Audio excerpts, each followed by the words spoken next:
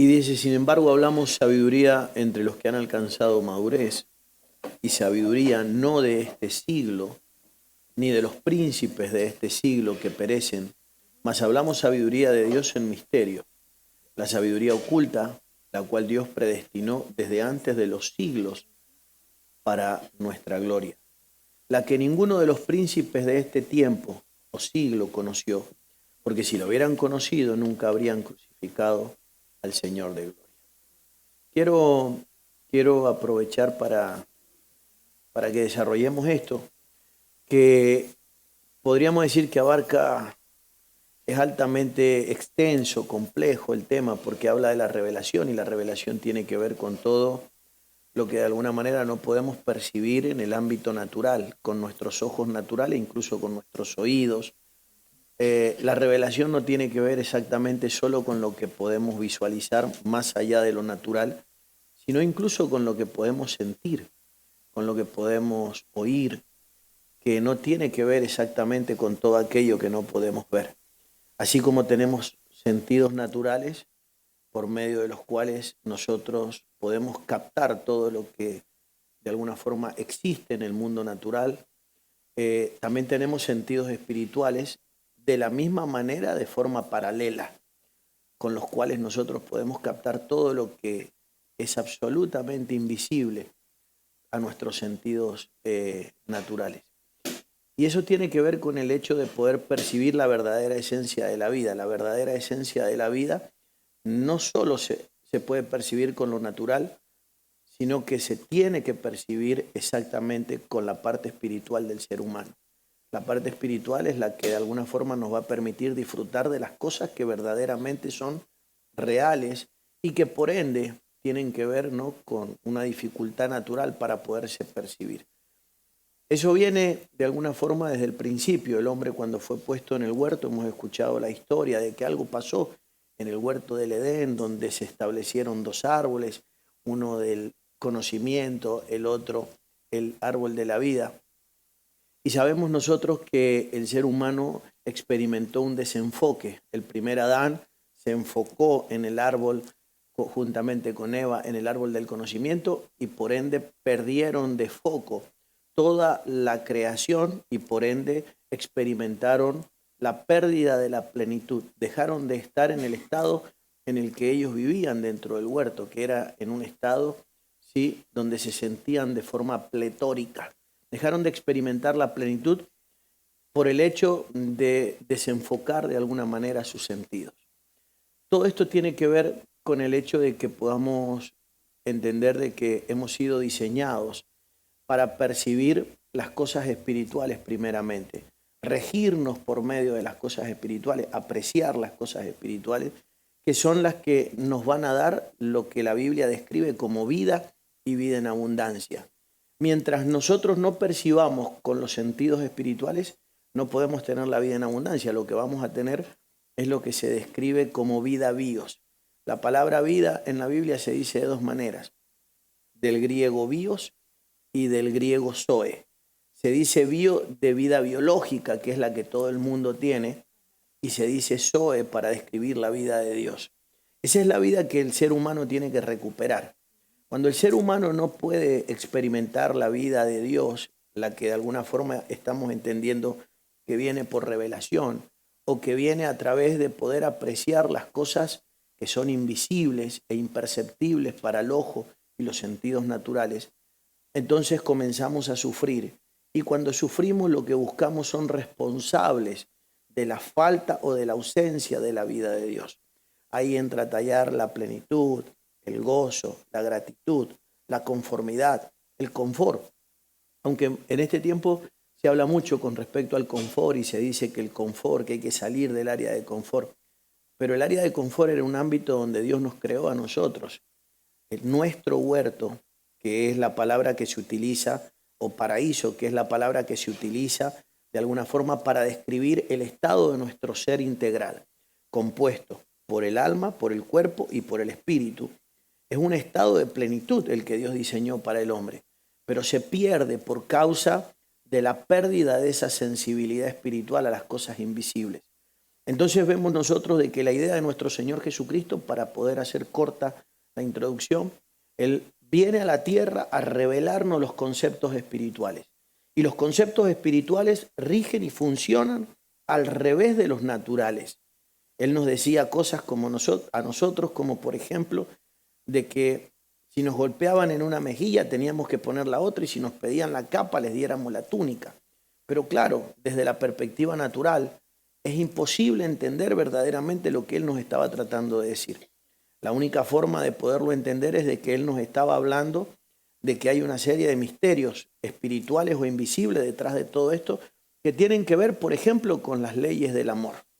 Entonces, cuando nosotros lo vemos a Jesús caminando por la tierra, a él se lo denomina como el verbo de Dios, o sea, su palabra, y vemos nosotros que él vino a verbalizar. Verbo es una acción, como nosotros sabemos. Lo que él vino a hacer es a mostrarnos cómo él ponía en práctica el amor del Padre. Él es el verbo del Padre y el Padre es amor. Entonces él vino a verbalizar el amor, él vino a ponerlo a Dios en práctica entre los seres humanos. Él nos mostró que el amor o que Dios no es una creencia, tampoco una convicción, ni siquiera una filosofía, tampoco un conocimiento, sino que es una serie de acciones que tienen que ver con el amor. Pero no porque Dios necesite de nosotros o terceros, o Dios necesite que nosotros hagamos algo por terceros, sino que era justamente para nuestro bienestar, porque nosotros somos instrumentos de amor. O sea que cuando nosotros no estamos direccionando nuestra vida para desarrollar el propósito que es amar, nuestra vida deja de tener sentido, nuestra vida deja de experimentar lo que conocemos o entendemos como la vida de Dios y pasamos a ser solamente personas que existen, solamente personas que respiran, ¿no? Que de alguna forma ocupan un espacio en la creación.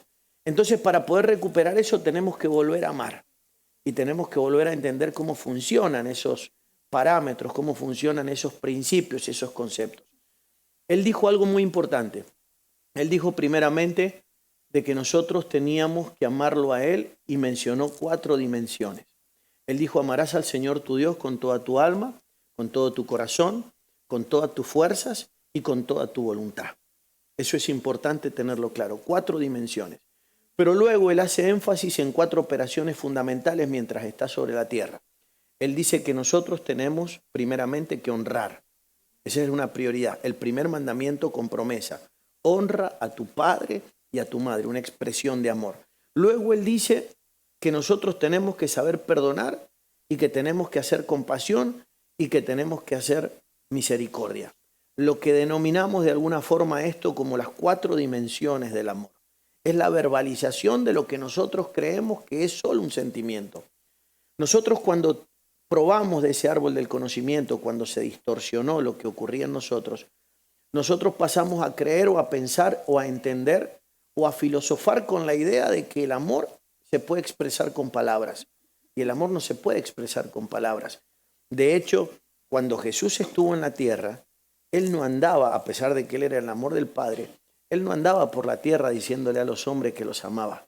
Ni siquiera a la gente que los rodeó, él andaba diciéndole que los amaba. Pero nosotros sabemos que él era una expresión de amor. Pero si él los amaba, ¿por qué él nunca lo expresó? Dentro de nuestra filosofía de vida, nosotros entendemos de que el amor hay que expresarlo continuamente con palabras y la gente nos va a demandar que lo expresemos con palabras.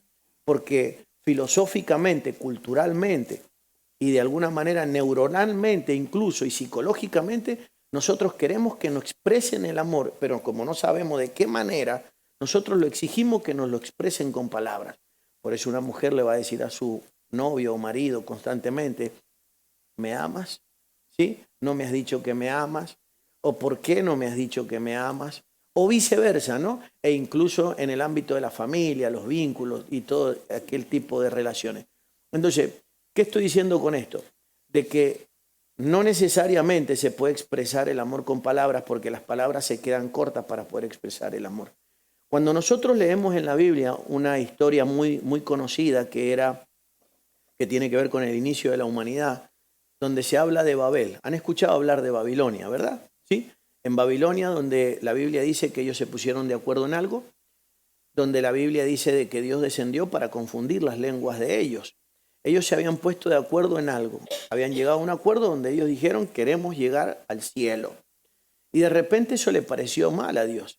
Entonces uno se pregunta, ¿le puede haber parecido mal a Dios de que ellos se pusieran de acuerdo? ¿Le puede haber parecido mal a Dios de que ellos quisieran llegar al cielo? No. Entonces, ¿qué fue lo que le pareció mal a Dios?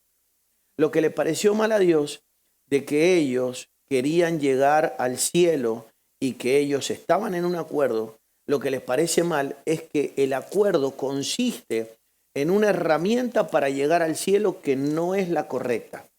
Y cuando nosotros nos preguntamos, ¿cuál habrá sido el mecanismo, la tecla? ¿Cuál habrá sido la idea, el concepto en el que él se pusieron de acuerdo? La Biblia no lo dice explícitamente, pero la Biblia dice en qué área los afectó Dios a ellos. ¿En qué área fueron afectados? En la comunicación. Quiere decir que ellos se habían puesto de acuerdo en un lenguaje para poder llegar al cielo. ¿Cuál era el lenguaje? El lenguaje del amor.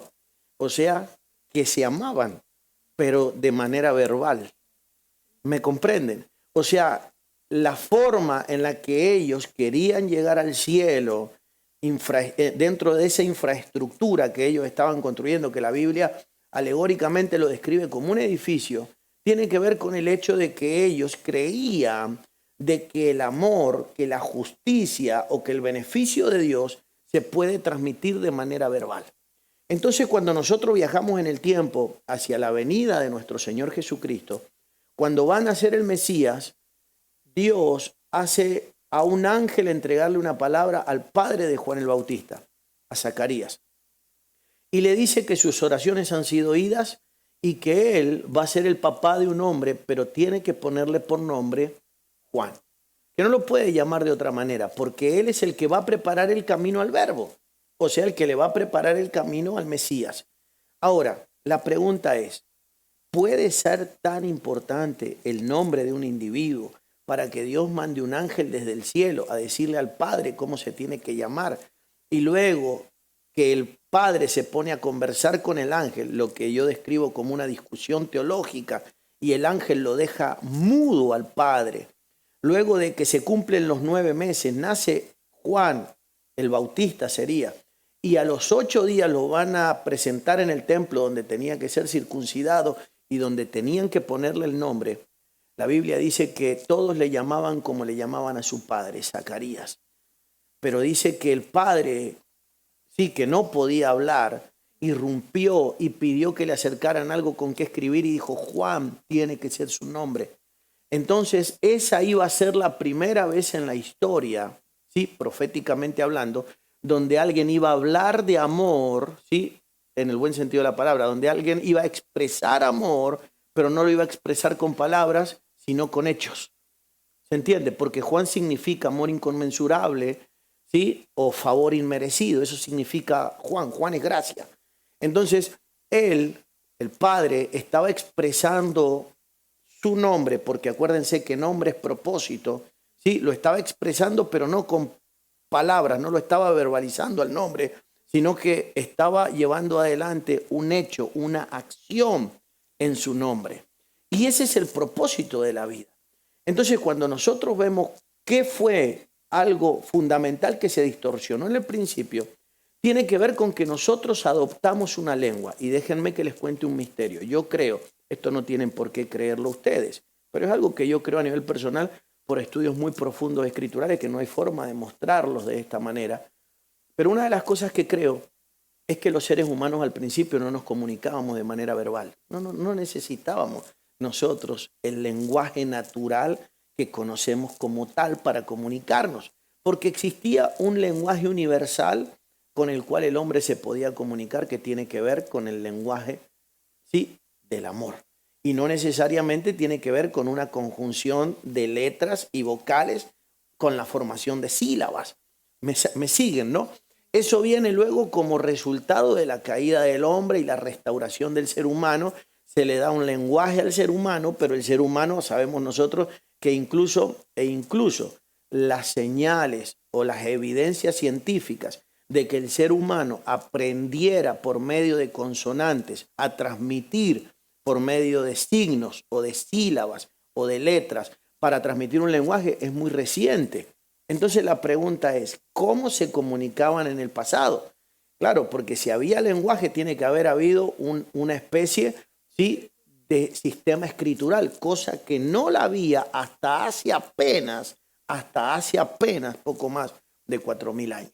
Entonces el ser humano no se comunicaba, no necesitaba comunicarse de manera verbal, porque el ser humano estaba completo cuando el ser humano podía demostrar o manifestarse a través de acciones que ponían en evidencia el amor. De hecho, cuando nosotros analizamos el amor, nos damos cuenta de que las palabras, ¿sí?, ningún abecedario, ninguna forma escritural ni de lenguaje nos alcanza verdaderamente para poder manifestarlo al amor. El amor no se puede manifestar con palabras. Por eso el ángel lo dejó mudo al padre de Juan el Bautista, porque entendía de que no se podía seguir, ¿sí?, impartiendo el amor de manera verbal. Cuando Jesús viene a la tierra, viene Dios, el Padre, a través del Hijo, viene con esa idea. Viene con la idea de que el ser humano pueda comenzar a transmitir el amor, pero no de manera verbal. Cuando nosotros miramos el formato en el que nosotros vivimos los seres humanos, e incluso dentro de la propia estructura religiosa, es que nosotros estamos tratando de transmitir el amor de manera verbalizada y no se puede transmitir de esa manera. Hay que transmitirla con actos, con acciones. Los seres humanos no estamos preparados para percibir amor con palabras. Los seres humanos hemos sido diseñados para percibir el amor con hechos. Solamente haga un ejercicio conmigo durante 30 segundos. Retroceda a sus 4 o 5 años y haga memoria, sobre todo a los 5 años, que es una edad crucial donde pasamos, ¿sí?, de la infancia a la niñez. Y piense por un momento en esa etapa de la vida, ¿cuántas veces recuerda usted, por lo menos en un tiempo de 1 año o de 2 años, que a usted le hayan dicho te amo? ¿Cuántos recuerdan eso? La pregunta es, ¿le dijeron te amo? Sí, se la tienen que haber dicho muchas veces, diferentes personas. Ok, pero resulta que, escuche esto, como usted no está diseñado para recordar eso, que es absolutamente insignificante, y usted las cosas insignificantes no las puede registrar. Es como si yo le pregunto a usted si se recuerda cuándo se ató los zapatos por primera vez y aprendió eso, o cuándo tuvo usted circunstancias o situaciones que son de alguna manera, ¿sí?, que no son relevantes. De la misma manera no quedó registrado en usted cuando a usted le dijeron te amo. ¿Se entiende? Ahora, haga memoria por un momento, ¿sí?, si se recuerda cosas que le regalaron en un cumpleaños, si se recuerda quién le enseñó a andar en bicicleta, si se recuerda cuando le dieron un gesto, un detalle, ¿sí?, con un regalo, con un premio. ¿Recuerda ese tipo de cosas? Claro, porque usted solo recuerda las acciones, no puede recordar los dichos, no puede recordar las palabras, solo recuerda las acciones. O sea, y las recuerda porque no están solamente depositadas en tu memoria intelectual, sino que quedaron depositadas en tu memoria emocional. En la vida de nosotros, con Dios, pasa exactamente lo mismo en la sociedad en la que vivimos. Nosotros tenemos que dejar una impronta y una huella de amor en los seres humanos, pero eso no puede ser de manera verbal, no puede ser con cumplidos. Jesús siempre canceló los cumplidos. Voy a explicarles alguno. Un cumplido que suena sensato, incluso suena bonito, pero le suena bonito a nuestro ego o alma. Se atraviesa Pedro y le dice, no quiero que vayas a la cruz. Y Jesús se ofende, dice, apártate de mí, Satanás. Aparece un hombre y le dice a Jesús, maestro bueno. Jesús le dice, ¿por qué me llamas bueno si bueno hay uno solo? O sea, él era, ¿sí? Él era inmune a las adulaciones. O sea, él no recibía ninguna forma de reconocimiento humano. Por eso a mí me llama mucho la atención, y déjenme que les diga algo, que de alguna forma me cuesta mucho creer que él esté demasiado pendiente de las palabras que nosotros podamos decirle, por más bonitas que suenen. ¿Me está comprendiendo? ¿Por qué no la recibió mientras estaba con vida? Me costaría mucho creer que la siga recibiendo mientras está en el tercer cielo. Ahora, sí recibió otro tipo de acciones. Una mujer viene con un perfume de nardo puro de mucho precio, lo derrama en él, se meten con ella, la interrumpen en el acto y él dice, no la molesten porque ella ha hecho una buena obra conmigo. Entonces vemos nosotros que tienen que ver siempre con acciones y con acciones materiales. Por ejemplo, vino una mujer con la ofrenda, vinieron muchísimos con la ofrenda a cumplir, pero vino una anciana y dice que soltó solamente 2 blancas y dijo, de cierto les digo que esta mujer ha dado más que todos nosotros, más que todos ustedes. Entonces vemos de que él es alguien absolutamente decantado por las acciones. Parece, yo creo, no parece, yo estoy absolutamente convencido que él es sordo. No creo yo, ¿sí?, que él perciba de manera natural nuestros dichos naturales. No lo creo. Por eso es que yo creo que las oraciones, de hecho, cuando nosotros analizamos a Jesús en sus oraciones, ustedes se darán cuenta, ¿sí? Voy a aclarar eso de que es sordo, no vaya a ser que alguien salga de acá diciendo, ese argentino dijo que es sordo, Jesús. Estoy diciendo que él, escuchen esto, es que no es lógico, piensen en esto. El creador que nos está tratando a nosotros de que percibamos las cosas invisibles, ¿sí?, e inaudibles e imperceptibles de manera natural, no puede ser que nos haya conectado a nosotros en la frecuencia natural. ¿Me comprende? O sea, es ilógico que él diga, ¿sí?, tienes que moverte en el ámbito invisible, pero del otro lado le preste atención, ¿sí?, o a inaudibles a las cuestiones de carácter auditiva. Es imposible. O sea que él lo que quiere es que nosotros nos podamos conectar con él desde la dimensión del corazón, del espíritu, desde esa frecuencia que es absolutamente imperceptible. No lo digo solo por eso, de hecho hay argumento escritural para mostrarlo de lejos, porque la Biblia dice cosas como esta. Dice que cuando nosotros hablamos en lengua, dice que nosotros hablamos misterio. Ahí ya tenemos un sistema comunicacional secreto, que no tiene que ver exactamente con una lengua, con un idioma, ¿sí?, en ningún caso. Pero luego hay otra forma, porque él dice que el Espíritu Santo va a interceder por nosotros con gemidos indecibles. Eso tiene que ver con una frecuencia donde nosotros no pronunciamos palabras. O sea, no hay palabra, ¿sí?, en la frecuencia natural, pero de repente nosotros, por ejemplo, yo hablo desde mi experiencia, y esto no se puede adoctrinar desde ahí, pero mi experiencia y a lo mejor lo relacionan con cosas que ustedes han vivido. Las oraciones más importantes o los acontecimientos más importantes de mi vida no han sido la respuesta de una oración, sino la respuesta de un deseo. ¿Se entiende, no? Algo que yo ni lo mencioné, o sea, no lo pedí, no lo hablé en el sentido natural, sino que lo vi materializado y yo dije, wow, pero si esto yo lo pensé, yo lo deseé, yo lo soñé o lo visualicé, porque tenemos órganos, así como tenemos sentidos naturales, tenemos sentidos espirituales con sus órganos de carácter invisible. Entonces, cuando uno dice cosas, no sé, podríamos contar montones de experiencia al respecto, pero yo voy a mencionar cosas muy, muy modestas, muy pequeñas, que a lo mejor son absolutamente indescriptibles, ¿no? Pero que no le van a decir mucho a usted. Pero en una oportunidad, yo recién convertido al Evangelio, me acuerdo que yo estaba parado algo en la calle, no sé, estábamos con alguien conversando y se acercó un vendedor ambulante. Y el vendedor ambulante me ofreció una especie de sudadera. Ofrecía una sudadera. Entonces yo lo miré la sudadera, me llamó mucho la atención la sudadera. Y yo pensé adentro mío, bueno, pero lo dejé que se entretuviera con mi amigo. Ellos dos conversaron, yo no opiné, él guardó la sudadera, no la compró, se fue. Pero yo había visto otra sudadera que él tenía por allá. La cosa es que solamente lo observé. Pero durante la noche, cuando yo pasé a saludar a mis padres, me dice mi mamá, no te vayas a ir, que quiero darte algo que te compré. Me trae la misma sudadera. Entonces yo digo, esto o es una casualidad, cosa que no creo que pueda ser casual, pero es un pequeñísimo detalle.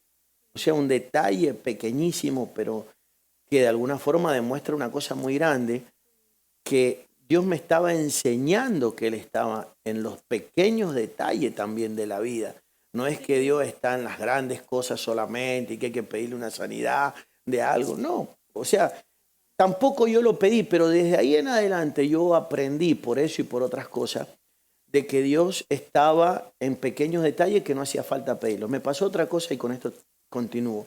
Me pasó otra cosa muy extraña porque dentro de un mundo de posibilidades que eso pase de forma tan acertada no puede ser casual.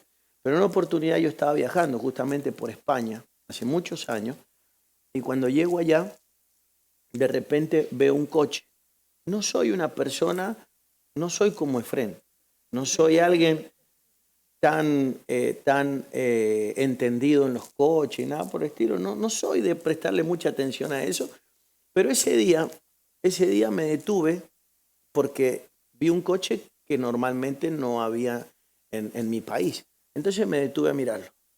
Lo miré un momento, me llamó la atención porque no los había visto de esa forma por allá.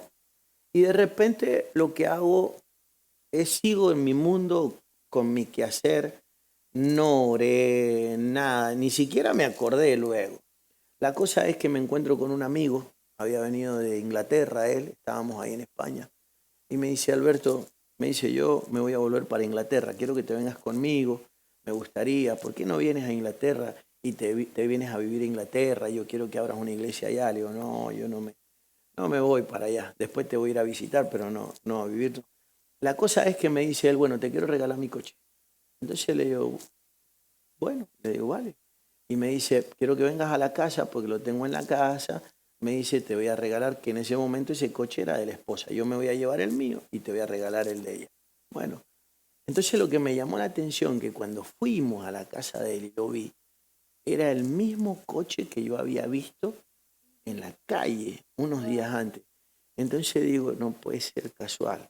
De ahí en adelante yo tomé por una especie de disciplina o línea de conducta, de que yo entendí que Dios tiene un lenguaje, ¿no? Que no precisamente tiene que ver con las peticiones. No digo con esto que no haya que orar, pero yo sé también, puedo mostrar por la Biblia y me gustaría enseñárselo en el sentido de que hay un sistema, hay una forma de comunicación con el Creador que va más allá de las propias palabras. Me comprende, ¿no? Va más allá, tiene una profundidad mucho más grande.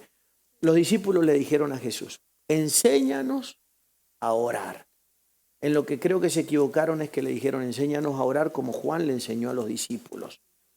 Entonces Jesús le dijo, ok, y ahí les enseña lo que nosotros conocemos como el Padre Nuestro.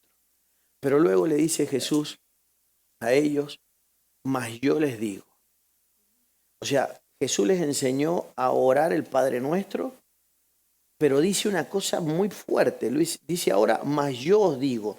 Entonces la pregunta es, lo que enseñó antes, ¿quién lo dijo? Porque si él después de que termine el Padre Nuestro dice, mas yo os digo, entonces, ¿de dónde es el Padre Nuestro? Claro, ellos le dijeron, enséñanos a orar como Juan le enseñó a sus discípulos. Le estaba enseñando el sistema comunicacional de Juan, pero ahora Jesús le va a enseñar cómo él se comunica, ¿sí? Entonces le dice, hay tres casos. Número uno, ¿sí? Número uno, un hombre que está en su cama, en su habitación, con sus hijos en la cama. 2, un vecino. Y 3, una persona que le llega al vecino. El que le llega al vecino tiene hambre, le golpea al vecino, le dice quiero pan, el vecino no tiene, va y le golpea al que está en cama. Entonces vemos 3 tipos de personas. Vemos los que están encerrados en intimidad, que son como, podríamos decir, no sé, si le decimos hijos, entonces que son los otros. Pero son gente que está en intimidad. Y los que están en intimidad tiene todo provisto. Luego los que interceden por los que están por los que están sin nada. Y van justamente a los que están en intimidad. Y luego los que mendigan el pan. Por eso la Biblia dice, buscad, llamad y pedid. Claro, porque entiendo de que hay una etapa para llamar, buscar y pedir, como cuando nos pasa a nosotros cuando somos niños. Cuando nosotros somos infantes, hay una etapa para que yo le diga a mi papá, dame pan, o quiero esto, necesito lo otro, llévame para acá, acompáñame para allá. ¿Me comprende? Pero luego hay una etapa donde nosotros las cosas las obtenemos por nuestros propios medios. donde nosotros las alcanzamos, o sea, donde yo crecí, donde yo aprendí a desarrollarla, donde yo entiendo cómo es la estrategia de poder alcanzarla y donde de alguna forma vemos nosotros que eso, al no estar claro ese equilibrio, es un equilibrio, al no estar claro ese equilibrio de vida, vemos nosotros que la gente se ha distorsionado y de alguna forma se han hecho como codependientes de Dios, ¿no? Dame, ayúdame, bendecime, dame un milagro para irme de vacaciones, un milagro para comer, un milagro para obtener, un milagro para desarrollar, cosa que creo que no es normal, porque nosotros tenemos que crecer y tenemos que tener un estándar de vida personal. Y eso viene como resultado de la madurez en la vida del hombre. Entonces, ¿qué ocurre? Tenemos que recuperar ese lenguaje, se tiene que recuperar ese lenguaje. La palabra amor en la Biblia se enseña o se menciona con 3 palabras fundamentales. 3. Eros, que es el amor erótico o de carácter sexual. El filio, que es el filiatorio, que es el amor que se puede experimentar dentro del ámbito de la familia. Y por último, el ágape, que tiene que ver con el amor de Dios, ¿no? Que tiene que ver con ese amor universal. Lo ideal, por supuesto, que claro, no puedo experimentar los 3 amores con toda la sociedad mundial. Con toda la sociedad mundial, con toda la sociedad mundial, o sea, con toda la creación, tengo que experimentar el ágape. Y el ágape tiene que ver con un nivel de libertad en la vida del hombre. ¿Por qué? Porque el ágape no se puede amar en esa dimensión si yo no tengo la libertad. ¿Por qué? Porque amar en esa dimensión es una decisión. Las otras dimensiones de amor siempre tienen un nivel de compromiso de carácter, uno biológico, que es el filiatorio, y el otro es químico, ¿sí? El sexual. Pero cuando nosotros vemos el ágape, que es en el que de alguna manera se necesita en todas las dimensiones de la vida, el que es más grande que todos los demás, que abarca todas las áreas de nuestra existencia, ese es un amor que se tiene que recuperar. Ese es un amor primigenio que está en la vida del hombre, que nosotros lo traemos desde antes de la fundación del mundo, que es una de los conocimientos que Dios depositó en nosotros antes de que nos diera el ser, que nosotros traemos una capacidad. Anoche hablaba con un amigo mío y me dice, Alberto, yo quiero, un amigo de la infancia, me dice, yo sé que estás ocupado con un montón de situaciones, pero me dice, yo quiero que me guíes en el sentido de que quiero, dice, servir a Dios. Yo pensaba por un momento, ¿cuánto le cuesta a las personas ganar a alguien para Jesús? O traer, en el buen sentido de la palabra, traer a alguien a los pies de Cristo.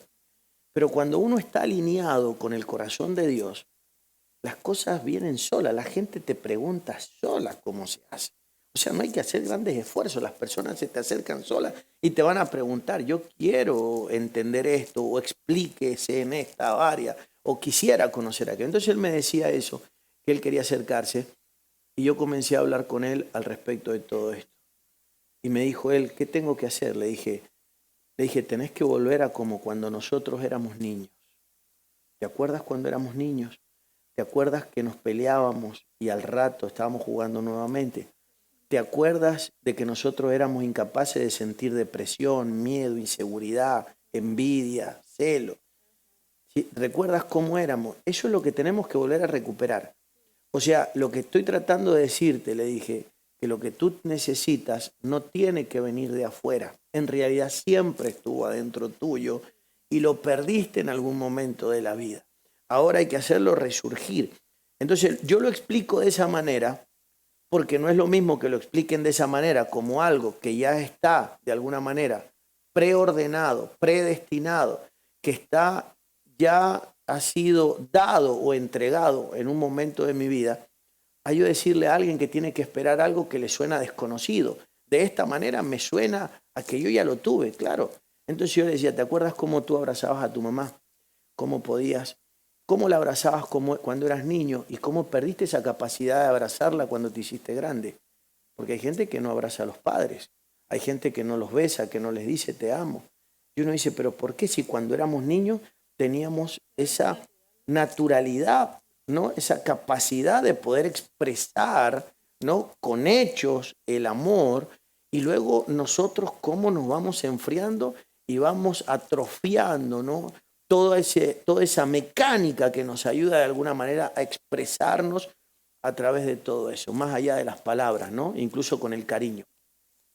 Entonces todo eso genera en la vida de nosotros un montón de cosas que luego nos van a llevar a experimentar un montón de sufrimientos en la vida que tienen que ver con los vacíos, que tiene que ver con algo muy importante, con el desarrollo de nuestra personalidad. La palabra personalidad viene del latín, que significa máscara.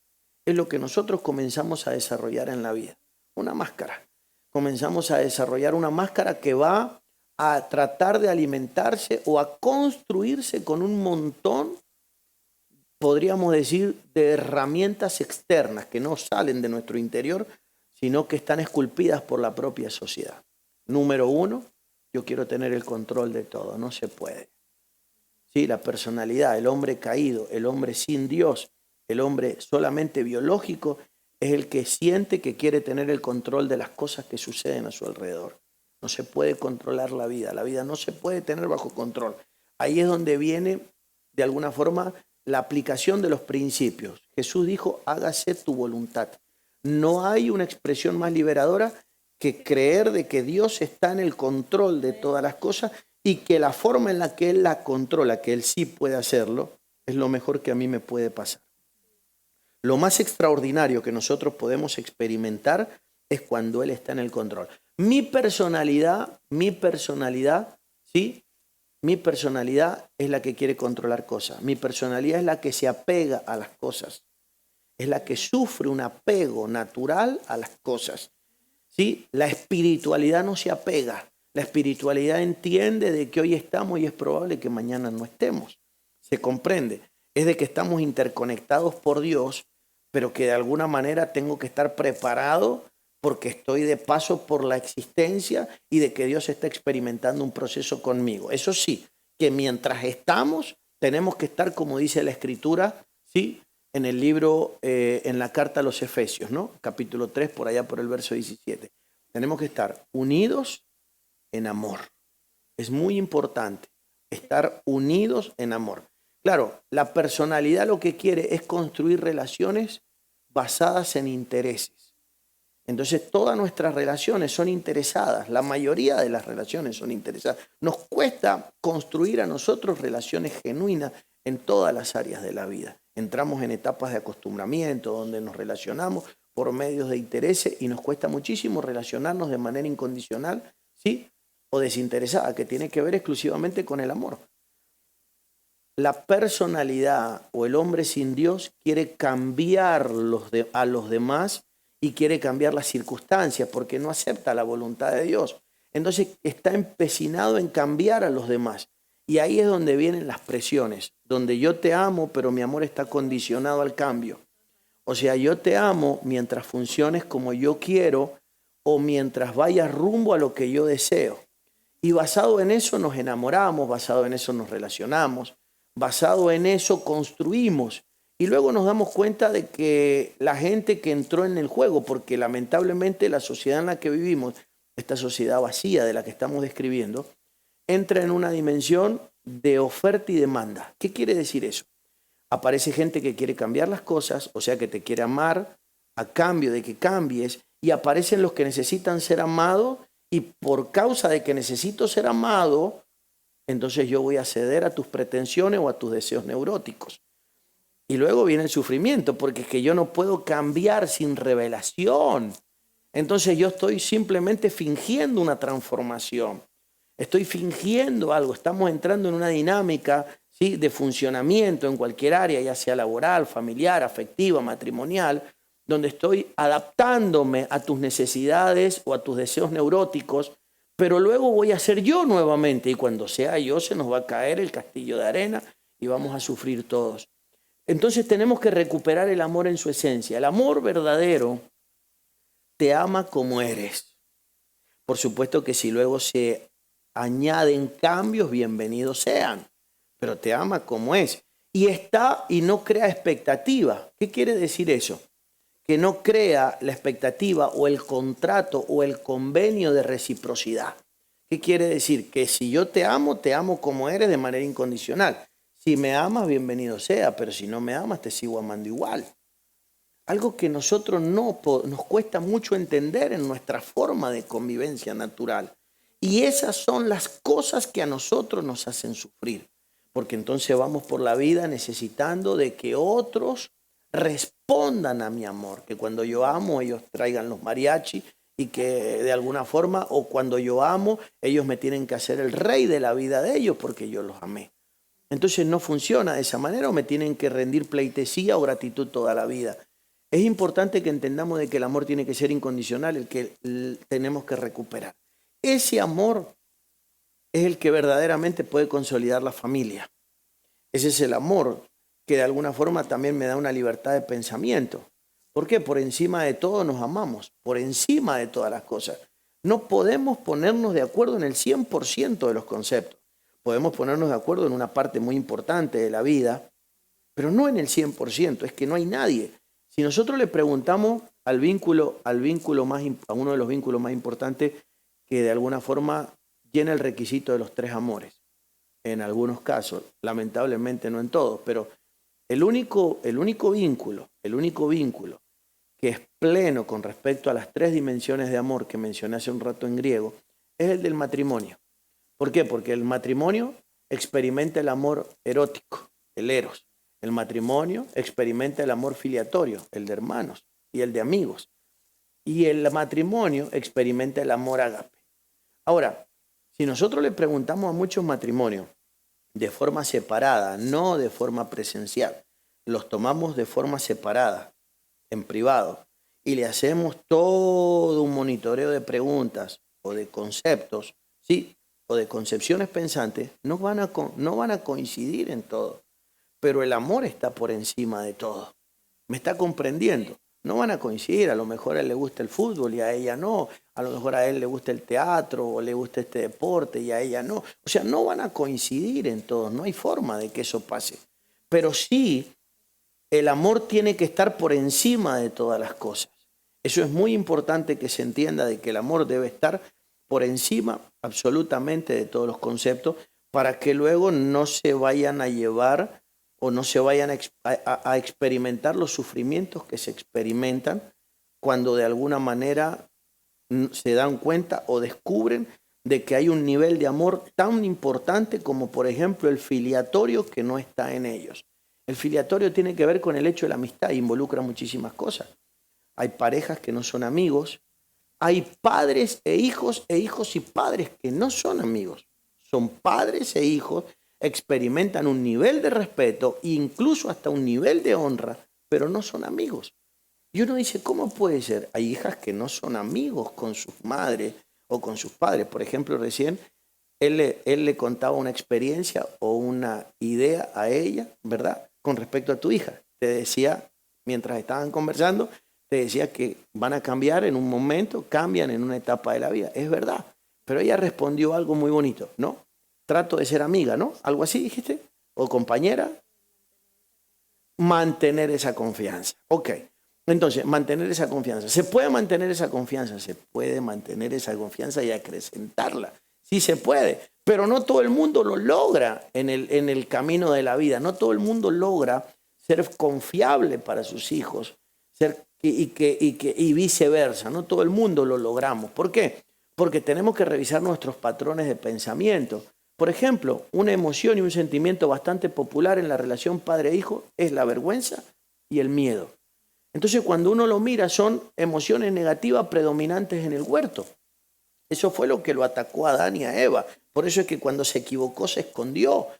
Entonces, lo peor que nos puede pasar es que nosotros no tengamos la confianza suficiente para poder de alguna manera mirar a los ojos y decir, para que eso ocurra, nosotros también en el amor vamos a tener que dar una serie de libertades. Escuchen esto.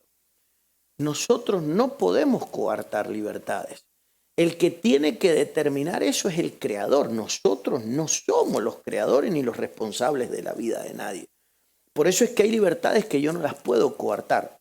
Yo como pastor te tengo que dar las libertades incluso para que te equivoques, como se las tengo que dar a un hijo cuando está empezando a caminar, la libertad para que se tropiece y se caiga y luego acercarme y levantarlo. ¿Me está entendiendo?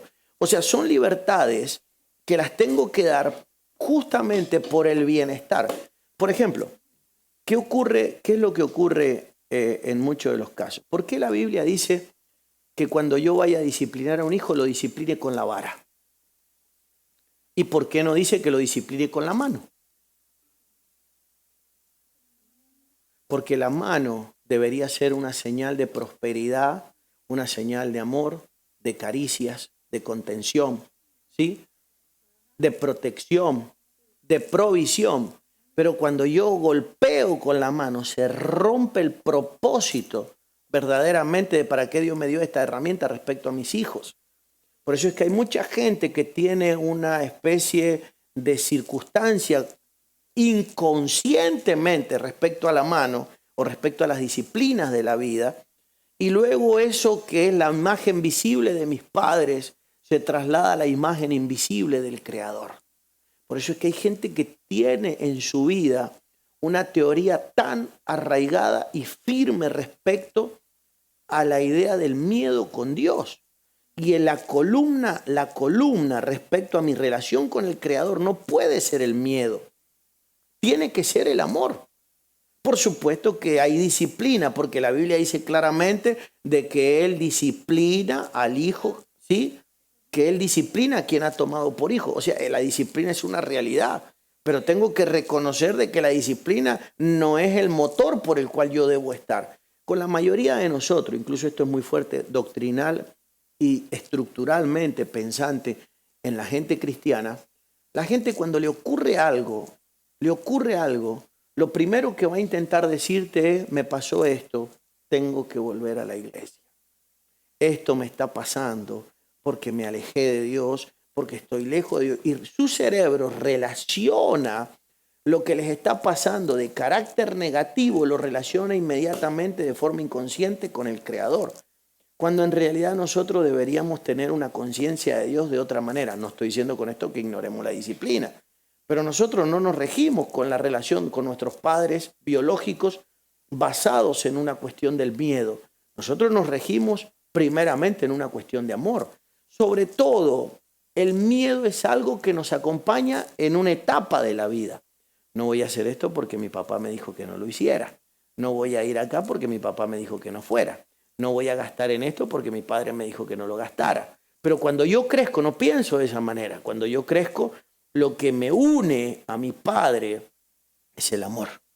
Entonces, la forma en la que yo pienso del Creador, de alguna manera determina mi estatura. Si soy un niño o si soy un adulto de carácter espiritual, si soy alguien maduro o si no soy alguien maduro. Entonces, tenemos que recuperar ese amor en las relaciones y tenemos que recuperar ese amor en el relacionamiento entre nosotros y con los seres humanos. Por causa de los seres humanos, no, por causa de nosotros mismos. Porque nosotros no hemos sido diseñados para estar lejos del amor. Nosotros hemos sido diseñados para vivir en amor. Eso va a traer un bienestar en un montón y propiedades en un montón de áreas de nuestra vida e incluso en el ámbito de nuestra biología.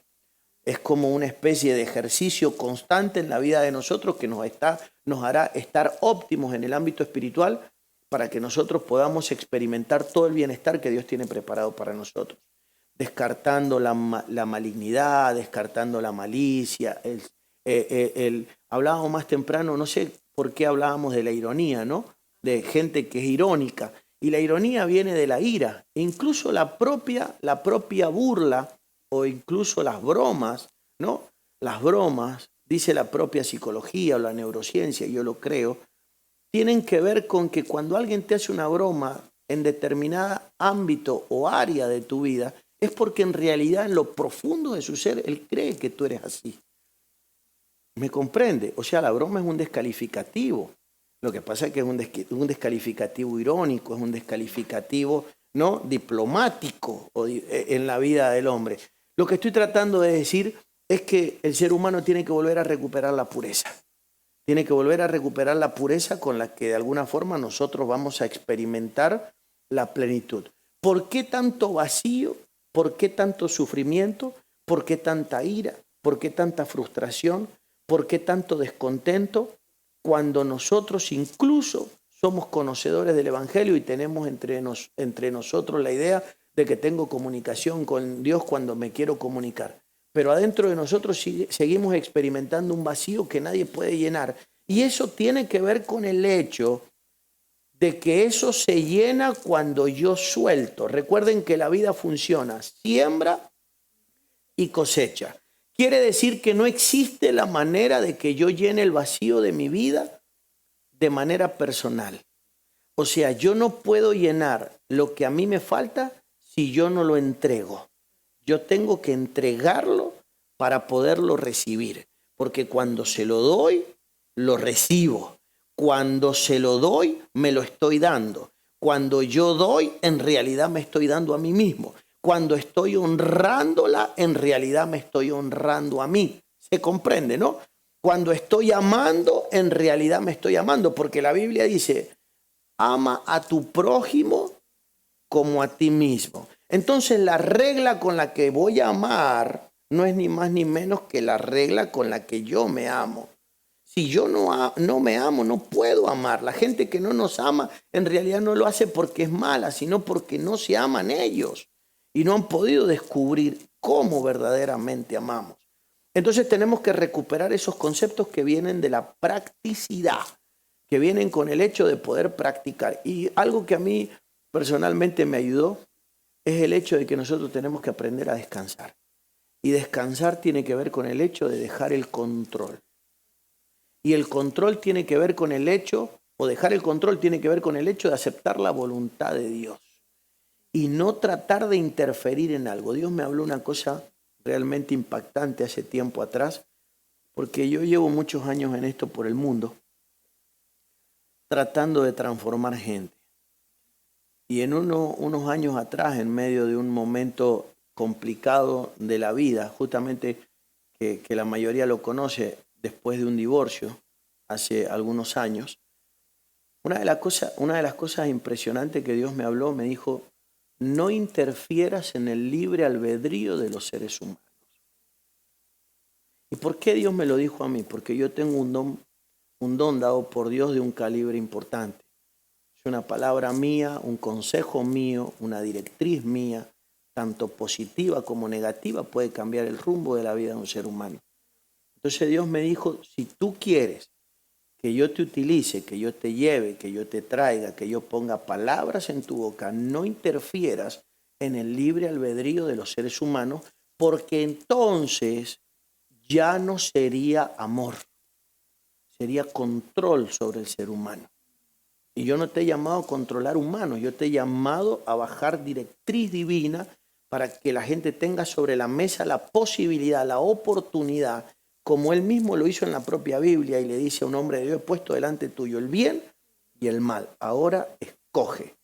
Pero mi actitud frente a la elección de la persona no puede cambiar, porque si yo cambio de acuerdo a tu elección, te estoy manipulando. Si yo cambio mi actitud, mi amor varía de acuerdo a la actitud que tú tengas, indirectamente yo te estoy tratando de controlar. Porque te estoy diciendo te amo si escoges el bien y te dejo de amar si escoges el mal. Pero esa no es mi misión. No puedo tener un concepto más alto de mí mismo que el que debo tener. Ahora, ¿por qué hemos interpretado nosotros eso? Porque el que sí puede cambiar es Dios. ¿En qué sentido? Dios deja de amar en ningún momento. Dios ama menos en ningún momento. Lo que pasa es que la creación se pone en contra de alguien que no ama.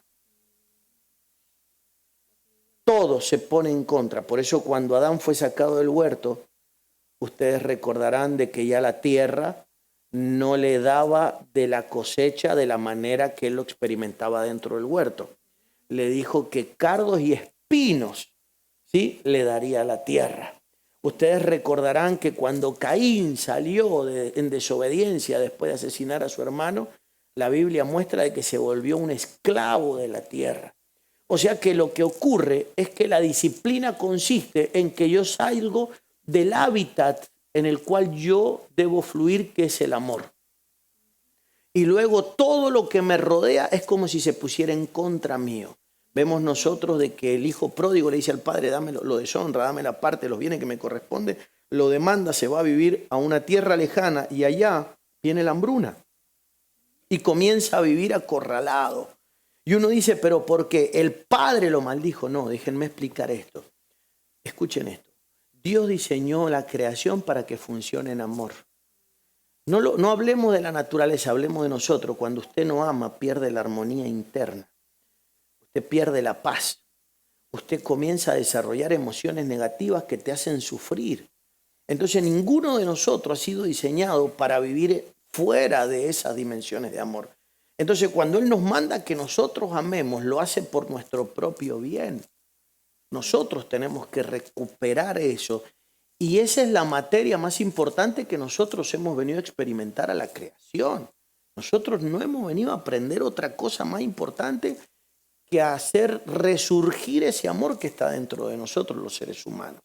¿Y cómo lo hago resurgir? Comienzo practicando. Es como los que, no sé, es como tú que entiendes de todo este tema del ejercicio. Yo no puedo ir al gimnasio y levantar 100 kilos al otro día. Tengo que empezar de muy poco, ¿verdad? O sea, es una cosa progresiva. En el amor pasa exactamente lo mismo. O sea, no puedo salir yo por la vida queriendo hacer lo que nunca hice. Tengo que empezar, pero tengo que comenzar. Entonces tengo que hacer ejercicios muy sencillos. ¿Cuánto hace que yo no le hago misericordia a alguien? ¿Cuánto hace que yo no ejerzo compasión? ¿Cuánto hace que yo no abrazo a alguien? Y a pesar del abrazo que yo le digo te amo, pero que lo abrazo, ¿cuánto hace que yo no hago algo por alguien? ¿Cuánto hace que yo no hago algo por alguien? Y escuchen esto, y cuando yo miro por quiénes debo hacer cosas, en la Biblia están categorizados, ¿sí?, los diferentes niveles de tierra en las que yo puedo sembrar amor y de la forma que me van a redituar, ¿sí?, mi siembra de amor. La Biblia dice que si yo amo a los que me aman, no estoy haciendo una cosa muy... Es importante amarlo a los que me aman, pero no estoy haciendo una gran hazaña. ¿Me está comprendiendo? Entonces, ¿con quién sí hago una hazaña? Cuando yo amo a los que me odian y me persiguen. Ahí la cosa es compleja. O sea que los resultados de mi siembra, el mismo nivel de amor. O sea, escuchen esto, no sé, le regalo un teléfono a mi hijo, es una acción de amor, pero se lo regalo a alguien que me odia y no sembré un teléfono, sembré muchos teléfonos. ¿Se entiende, no? Lo que pasa es que son cosas muy difíciles de llevar adelante, pero eso es la esencia del verdadero evangelio. Ese es el evangelio que impacta. Una de las cosas que con esto estoy terminando, y prepárense si quieren que charlemos y consultemos algo, pero una de las cosas que a mí me impactó tiene que ver con la pregunta o el ejercicio que le dije que hiciera hace un momento, porque Dios me hizo entender a mí lo siguiente. Alberto, ¿por qué viniste al evangelio? ¿Qué fue lo que te impactó cuando viniste al evangelio? ¿Te impactó un elocuente? ¿Te impactó un carismático? ¿Te impactó algún hombre? ¿Te impactó una liberación, un milagro o una sanidad? Y yo recuerdo haber visto milagros y cosas desde que yo tenía aproximadamente 6 años. La primera vez que vi un milagro yo tenía 6 años. Y lo vi, era un niño, yo no sabía que eso existía, pero yo experimenté un milagro. Experimenté luego otro como con 16, con 17, con 18. Experimenté cosas que yo no las podía explicar. Nada de eso me liberó. Pero a mí me liberó una cosa, cuando pude experimentar el amor. Y lo experimenté a través de un hombre. Porque yo conocí un hombre que yo decía, existen estos hombres. Claro, yo había experimentado un mundo donde yo no había visto el amor. Y de repente conozco a un hombre que me llamó la atención sus palabras, su mirada, sus atenciones, sus caricias. Me llamó la atención sus abrazos, me llamó la atención todo ese hombre. ¿Sí? Entonces me impactó de tal manera que era mi pastor. Yo decía, wow. Y era zapatero. Yo me sentaba al lado de él a escucharlo horas y él hablaba. Y todo el mundo me decía, Alberto, pero vos no te aburrís. No me aburro. Es mi amigo, no sé. Empecé con una amistad con él Yo decía, pues este tipo tiene algo, tiene una paz que cuando el tipo habla, es como que me da sueño, es como que o sea, es como que me relaja, yo que había vivido sin paz toda la vida, y el hombre una positividad, el hombre nunca una condena, nunca una culpabilidad. Entonces, cuando uno sintoniza con esa frecuencia, en esa dimensión, uno dice, esto es algo que yo nunca he visto. Eso me impactó. Eso fue lo que hizo que yo le dijera a él, yo quiero estar con ustedes. Era una iglesia muy pequeñita, una iglesia que habían 15 personas, era el 20% de este edificio, muy chiquitito el salón. Sin embargo, yo no sabía de que existían iglesias grandes, yo no sabía del jet set evangélico, yo no me interesaba ni una mujer, yo pensé que esa era mi familia y ya. Claro, uno no llega luego uno entra en la dinámica religiosa y todo lo demás y ya te empiezan a meter toda esa parafernaria religiosa, esto, lo otro, pero en ese momento a mí no me interesaba más nada, a mí no me interesaba ir a otra congregación, escuchar a otro, ni ninguna cosa. Yo lo único que quería era escuchar a mi pastor, compartir con él, porque algo había en él que por supuesto tenía que ver con ese amor. Entonces eso fue lo que a mí me impactó. Eso es lo que va a impactar a nuestra sociedad. A nuestra sociedad no la va a impactar que nosotros la hablemos intelectualmente y le digamos, lee San Juan 3:16. No, porque hay muchísima información por todas partes. Lo que la gente necesita es conectar con nosotros en una frecuencia donde la gente diga, este me está hablando desde una dimensión que no me ha hablado nadie. O sea, esta persona es fiable, esta persona es inmutable, esta persona no se tuerce, esta persona, yo me puedo abrir con esta persona, que es algo que nosotros realmente nos cuesta encontrar, nos cuesta coincidir. Y eso es el amor. Por supuesto que eso tiene que ocurrir también en nuestras relaciones. Y eso se tiene que entregar de manera incondicional. Hay una sola cosa de la que no nos podemos arrepentir nunca, que es la de amar. De amar, un ser humano nunca se tiene que arrepentir. Eso no existe la posibilidad. Tampoco tiene que tener miedo de actuar en amor. No importa que hagamos el ridículo, no importa que seamos el hazmerreír, no importa que otros se burlen de nosotros. Cuando un hombre ama, tiene que jugársela por ese amor. Ahí es donde vienen las acciones, donde me acerco a alguien y le entrego una palabra de ánimo. Ahí es donde viene esa acción, donde me acerco a alguien y le digo, quiero orar por tu vida, o donde me acerco a alguien y le digo, Dios va a hacer esto con tu vida. Y ahí es donde se activa la ciencia, ahí es donde se activa la profecía, ahí es donde se activan los dones sobrenaturales. Uno dice, pero ¿por qué hemos perdido el poder? ¿Por qué los dones no están a flor de piel en nosotros? ¿Por qué nos cuesta tanto? Porque yo nunca le he podido profetizar a nadie. ¿Qué hago para que eso me pase? Ame. Solo ame. Porque todo eso son herramientas que se activan en un momento cuando Dios ve la impotencia de que quiero amar a alguien y no sé qué hacer. En ese momento Dios me hace fluir. E incluso es probable que no tenga que hacer nada. Hace poco no.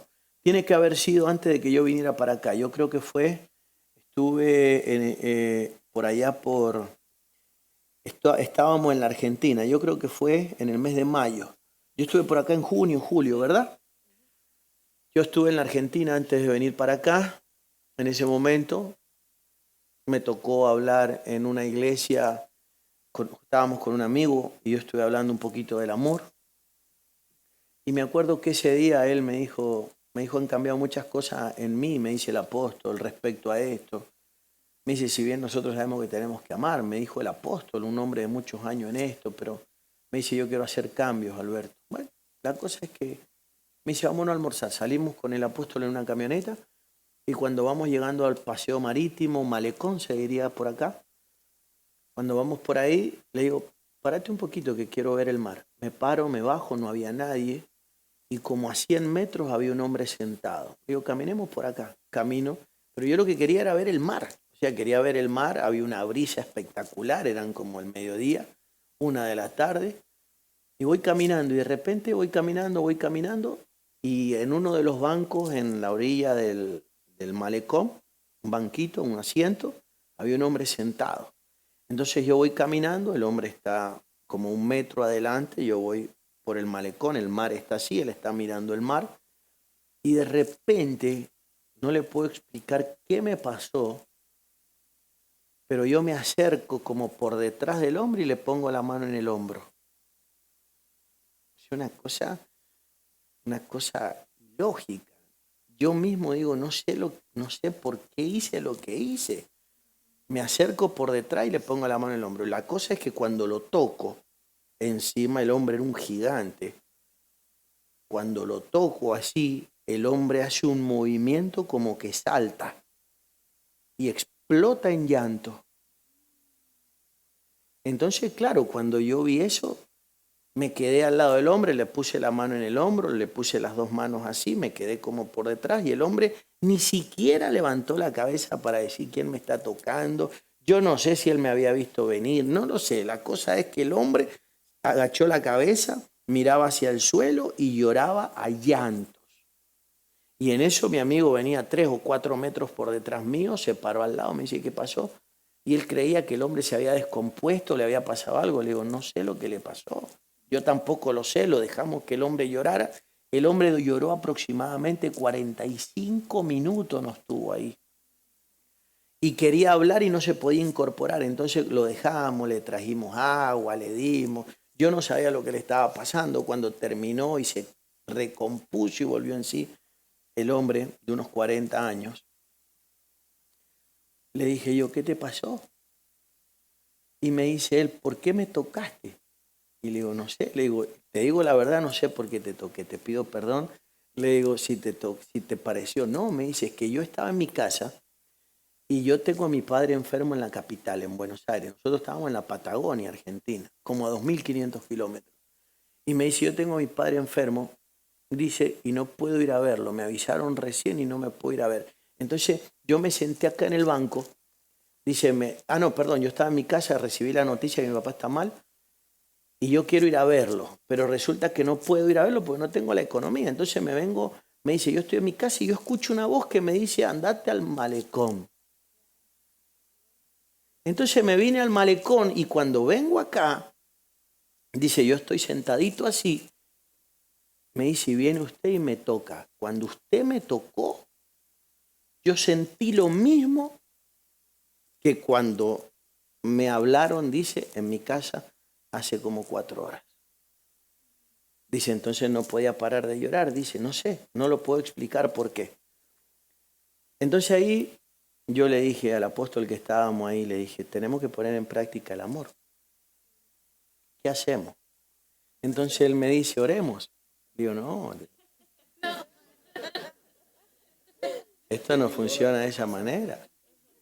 Le digo, si Dios lo mandó al hombre, si Dios lo mandó a este hombre, lo puso acá donde lo puso, y nosotros, le digo, acá tenemos que poner en práctica el amor. Y esto es una encrucijada de Dios, esto no es. Entonces le dije, acá tenés una oveja impactada, una nueva oveja impactada por el amor. Entonces me dice, yo le voy a comprar el pasaje. Bueno, y le compré el pasaje. Y ahora estuve en la Argentina hace unos días antes de venir. De ahí me fui a Venezuela, hace 20 días atrás. Y él está en la iglesia. Sí, está ahí y firme, es un soldado, claro. Pero lo impresionante es que cuando nosotros marcamos a la gente, por supuesto que no se trata de ir con la billetera, con la cartera abierta por la calle, repartiendo billetes, no es eso. Son operaciones estratégicas del cielo. No, es Dios. Tampoco se trata de dinero, sino que en caso que se trata de acciones. Ahí es donde entra a tallar el discernimiento, ahí es donde entran a tallar tantas cosas. Tampoco con esto le digo que a cualquiera, no sé. Esto es algo tan misterioso que yo tengo que poner en funcionamiento todo mi potencial interno. Pero también tengo que reconocer de que hay una parte de mí que se va a querer oponer. Hay una parte de mí que se opone a amar. Pero ¿cómo le vas a dar tantas oportunidades? Pero si haces esto y él es otra cosa, si no, o sea, el alma, me comprenden, ¿no? Los pensamientos, muchas cosas que se van a querer oponer. Ahora, A mí personalmente me han defraudado no sé cuántos millones de seres humanos. Y yo debo haber defraudado a muchos más seguramente. Por supuesto que sí. Pero yo sé que funciona que nosotros amemos. Cuando nosotros hacemos un balance general en la vida, esto funciona poderosísimamente. No es que voy a ir por la vida no, el amor tiene sello de garantía en todos los sentidos de la vida. Por eso es muy importante de que nosotros tengamos el valor. Yo reconozco que para amar tengo que ser libre de muchas cosas. Son millones de oposiciones mentales y emocionales y sentimentales, ¿sí? Y parece una paradoja, porque la gente cree que amar es un sentimiento. Amar no es un sentimiento, amar es una fuerza. Entonces, ¿qué es lo que se me oponen? Sentimientos antagónicos. Sí, hay sentimientos que se me oponen. Se me opone la envidia, se me opone el resentimiento, se me oponen muchísimas cosas, se van a oponer a la hora de poder expresar ese amor por los seres humanos. Pero vamos a tener que tener el valor para poder hacerlo. Si es que nosotros queremos pasar por la vida dejando una huella en esta generación, una marca en la vida de los seres humanos, va a haber que amarlos. Claro, un tipo que ama, ahí se produce la sanidad, ahí es donde se trabaja con la herida humana. Cuando uno se encuentra con el amor, se produce una sanidad casi instantánea, se puede producir en algunos casos. Yo me atrevo a decir, e incluso por una cuestión de experiencia personal, que un encuentro con el amor de Dios puede producir una sanidad instantánea de la forma de vida que haya tenido el individuo, de las más rígidas, duras, de lo que nos podamos imaginar, la puede experimentar inmediatamente. Yo conocí el Evangelio o conocí a Jesús en un llamado de él personal en la madrugada en mi casa. Y yo me acuerdo que él me llamó, o sea, él me habló y yo salí de ahí loco. O sea, literalmente yo me volví loco. Yo me levanté a las 4 de la mañana y me fui a la casa de mi papá y de mi mamá. Yo estaba loco. Y cuando llegué allá, mi papá me miró y me dijo, ¿qué te pasó? Y yo lo único que quería era amar. O sea, no quería otra cosa. Yo no sabía si existía Biblia, no sabía si existía la iglesia, ni el pastor, ni el evangélico, ni alguna religión. Yo no entendía nada de ese mundo, ni de ese ambiente. No había pasado ni por la puerta de nada de eso. Y lo único que yo quería era amar. O sea, yo quería rápidamente. Y los dos primeros símbolos o modelos al respecto que yo encontré más cerca de mi vida fueron mis padres. Pero luego yo me volví loco porque esa noche yo estuve, cuando Dios me habló ese día a mí, era un día martes por la noche, yo de ahí iba a pasar 7 noches sin dormir. No podía dormir. O sea, me volví loco. Primero me dio con mis padres, luego me pasó que yo no paraba en la calle, acá, allá. Yo me acuerdo que salí por una zona que le dicen la zona roja, ahí de la ciudad, de esa ciudad argentina, y yo me acuerdo que iba por toda esa gente que yo conocía, y me acuerdo que yo tenía una necesidad de leer cuando no podía y de entregar, ¿no? Y uno dice, ¿qué es lo que iba a entregar? Yo no sabía entregar un mensaje, yo no sabía entregar ni siquiera un versículo bíblico, pero yo quería entregar de alguna manera gestos de amor. Entonces, como hacer una oración, ponerle las manos a alguien arriba, cosas así. Entonces yo iba a eso y caminaba por la noche y lo que yo quería era entregar eso. Entregaba, y en la cárcel y iba, y esto y lo otro. O sea, me volví literalmente loco. Y me tiré 7 días leyendo, 7 noches, y mi mamá me dijo, Alberto, te estás volviendo loco. Creían que yo me estaba volviendo loco. Y ellos me dijeron, nosotros no queremos, a vos no te queremos así. Queremos que tú vuelvas a ser el que era. Le digo, no puedo volver allá atrás. No puedo volver a ser ese. No voy a volver a ser, no puedo. Ni queriendo puedo volver a ser ese. Entonces, yo pienso que esa misma noche, yo me sané de toda mi vida. Esa misma noche yo llegó a mi vida un nivel de comprensión y me volví como una persona que nunca hubiese visto todo lo que yo había visto, porque yo había visto muchas cosas, demasiadas cosas. Entonces, con respecto a lo malo, era un maestro, pero claro, de repente como que me cambiaron el chip y de repente me entré como en un estado de inocencia al respecto, que claro, todo el mundo se reía y todo el mundo decía, este se volvió loco, no es normal que alguien quiera o dejar, y yo quería, rechazaba cualquier forma de pensamiento al respecto, lo único que quería era eso. Luego, lamentablemente, el sistema y todo lo demás, a veces no tenemos la claridad para mantenernos en esa dimensión y hay cosas que luego van ocurriendo, pero luego la vida se encarga. Yo siempre mi oración ha sido esa, como hombre sensible de no perderlo, y reconozco que hubieron etapas de que esto se puede perder. Yo he estado al frente, no sé, de una obra gigantesca y de cientos de hombres en el mundo, en todos los continentes, y perder eso, perderlo, y ponerse en piloto automático a servir a Dios. Y yo sé lo que es servir a Dios en piloto automático, y perder la sensibilidad, y yo sufrir porque digo, quiero recuperarlo, pero la Biblia dice que se puede perder el primer amor. Se pierde, se puede perder porque uno se distrajo, porque esto, porque lo otro, y de repente Dios te toca en un área para recuperar. Ese es el tema, de que hay gente que le pasan cosas y no sabe el mensaje que está recibiendo. A mí cuando me pasó lo que me pasó o cuando me han pasado determinadas cosas, he tratado de interpretar inmediatamente que Dios me está diciendo, ok, recuperemos el norte. Esto no es para hacer dinero. Esto no es para enorgullecerse. Esto no es para ejercer el control sobre nadie. Esto no es para manipular a nadie. Esto no es para poner a la gente a servir a tu merced. Esto es para impulsar el reino hacia adelante y establecer, y bueno, y volver y recuperar esos conceptos. El amor por encima de todo. Por eso son mensajes muy difíciles de escuchar en este tiempo.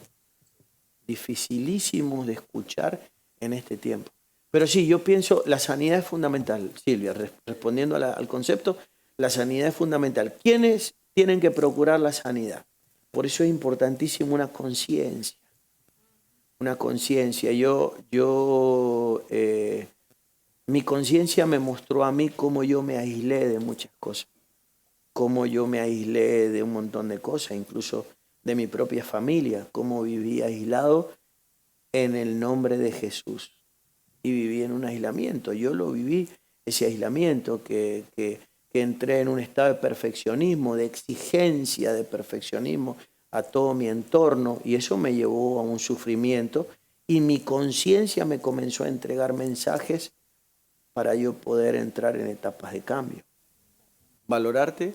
Sí, y después buscar ese encuentro con Dios para que Él deposite en mí su amor. No, pero el amor ya está dentro tuyo. Eso ha sido O lo derramado. active. Claro, pero es que el encargado de activarlo somos nosotros. Entonces Nosotros, es mi decisión. claro, es una decisión de libertad. Lo que sí es importante es despojarme de todas esas barreras que me impiden amar. Por ejemplo, piensen en un momento, piensen en esto. ¿Qué me impide perdonar? Que es una forma de amar. ¿Qué me impide honrar? Eso es lo que me tengo que preguntar. Para comenzar a despojarme de todo aquello que me impide perdonar, que me impide amar, que me impide hacer compasión, que me impide hacer misericordia, que me impide superponerme a las diferentes circunstancias. Tengo que hacer un análisis. Por eso el amor está absolutamente entrelazado de la verdadera espiritualidad. La verdadera espiritualidad tiene que ver con el hecho de, o sea, nadie puede decir que es espiritual que no sepa habitar en soledad, en quietud, en un momento de mirada introspectiva, donde yo estoy solo y estoy reflejándome en el Espíritu Santo y donde yo estoy haciendo un autoanálisis de mi persona y donde le doy la libertad al Espíritu Santo para que el Espíritu Santo me diga, ok, esta área, esta, la otra, me señale áreas fundamentales, pero yo tengo que ponerme en las manos de Él para que Él lo haga en algún momento del día. Y no es en un momento donde yo digo, gracias Dios mío por el café, gracias Padre, Señor. O sea, eso no funciona de esa manera. Porque la dinámica de la vida me impide oír a Dios. Tengo que detenerme un momento. Si bien Dios no tiene barrera, lo puedo hacer en la ducha, lo puedo hacer mientras conduzco, lo hacer mientras trabajo. Gracias, mi hermana. Pero tiene que haber un momento clave donde yo me detenga. Donde yo me detenga para que Dios vea mi disposición a que Él me muestre áreas de mi vida fundamentales. ¿Qué son las que me impiden? Y eso tiene que ver con el diario, ¿no? Donde yo vengo de la calle, donde me ofendieron, donde me levantaron la voz, donde me decepcionaron, donde me desilusionaron, donde me traicionaron, donde me estafaron, donde yo hería a otro. Y ahí yo me doy cuenta, mi conciencia me alerta y donde yo pongo en práctica, empezamos siendo fieles en lo poco. Para ver las grandes cosas hay que empezar por lo poco. Y donde yo pongo en práctica, voy a dar un ejemplo. Si Dios me muestra que yo ofendí porque le levanté la voz a una persona y yo no tengo el valor de luego ir personalmente, mirarlo a los ojos y decirle, te quiero pedir perdón, ¿cómo voy a pretender que Dios me muestre, ¿sí?, un mega diseño de algo que está funcionando mal adentro mío? O sea, no puede pasar porque todo empieza en lo poco. Yo soy fiel en lo poco. O sea, Dios me muestra algo pequeñito, lo ejecuto. Dios me muestra algo más grande, lo ejecuto. O sea, lo obedezco, lo pongo en práctica y así sucesivamente voy entendiendo el planning de la vida. Pero todo comienza en la sensibilidad en lo poco. Normalmente, en el ambiente en el que nosotros nos movemos, es algo poco habitual la gente espiritual. Y les voy a decir por qué. Porque las evidencias de la espiritualidad son, no sé, Dios me dijo que te dé esto. Dios me mostró que cuando hablamos me propasé. Te quiero pedir perdón. O sea, ese tipo de cosas que se reciben que son el resultado de tener una intimidad con el Creador, ¿no? Donde yo recibo cosas en la intimidad y luego salgo y las ejecuto. Y las pongo en práctica. Y ahí no solamente vienen las correcciones, sino que vienen las ideas, la creatividad, el ingenio. Se activan un montón de cosas. Pero claro, si Dios me está mostrando que le tengo que pedir perdón a Él y me lo mostró 50 veces y yo no le pido perdón, después cómo Dios me muestra cuál es, por ejemplo, el negocio de mi vida. No me lo va a mostrar nunca, o sea, nunca lo voy a encontrar, no voy a dar con eso, porque no soy una persona sensible a esa voz. Y el amor hace eso, el amor da sensibilidad. Es como o sea, llévenlo esto, la relación con nosotros, con Dios, es una relación muy parecida a nuestra relación con los hijos, y sobre todo cuando son niños, y a nuestra relación del matrimonio. De mucha sensibilidad, de mucha sensibilidad, donde se produce el oído, y del matrimonio voy a decir cuando estabas en la etapa del enamoramiento, porque luego muchos matrimonios, una vez que pasó 1 año, 2 años, que pasó la etapa del enamoramiento, ya se dejaron de oír y ya están en piloto automático matrimonialmente. Entonces todo eso tenemos que evaluarlo. Pero son ejemplos de amor muy importantes que tenemos que tener en cuenta. ¿Se entiende? Bueno, por un papá podemos experimentar 2 amores, que es el filiatorio y el ágape. Por el resto de los seres humanos, ¿sí sientes amor? ¿Y por tu papá sientes el mismo amor que por el resto de los seres humanos? Entonces por él no sientes ninguna forma de amor. Ok. Eso tiene que ver con el hecho de que, claro, no se ha entendido verdaderamente lo que ocurrió. Claro. Él, escucha lo que te voy a contar. Lo que tú eres hoy en la vida, en un porcentaje es el resultado, ¿sí?, de tu mamá que te crió, pero en un muy alto porcentaje eres el resultado de lo que él hizo. Lo voy a repetir. En un porcentaje eres el resultado de lo que hizo tu mami, pero en un muy alto porcentaje eres el resultado de lo que él hizo. ¿Qué quiere decir eso? Que lo que él hizo no fue casual en tu vida. O sea, no es que se le escapó de las manos a Dios No es que el diablo metió la cola y pasó lo que pasó. Lo que pasó se llama destino. Y lo que pasó era necesario para que tú seas lo que eres hoy. Esa sensibilidad que tú has desarrollado hoy tiene en mucho que ver con eso que pasó. Lo que más te hace crecer en la vida, lo que más te ha hecho crecer en la vida, no son los momentos de bienestar, sino son los de sufrimiento. Y uno de los sufrimientos más grandes de tu vida fue ese. Entonces ese ha sido el que más te ha hecho crecer en la vida. Entonces hay que amarlo, porque era absolutamente necesario porque cuando tú agradeces lo que eres, lo eres gracias a ese sufrimiento. Y ese sufrimiento hay que aceptarlo. Hay dos cosas, o lo acepto o sufro. Si lo acepto, perdono y amo. Pero si no, sufro y sufro toda la vida. Y no es la idea sufrir. Porque primero que si sufres, vas a tener una relación toda la vida, una relación incorrecta con el sexo opuesto. ¿Tienes esposo ahora? Bien, vas a tener toda la vida un desencuentro con la otra parte. Entonces, se sana esa situación, ¿sí? Con él, y se sana tu relación con el sexo opuesto. Yo, como crecí sin papá, mi mamá creo que fue mala en el tema de conseguirnos papá sustituto. Tuvimos un mal papá sustituto. Entonces, yo siempre juzgué a mi mamá por eso.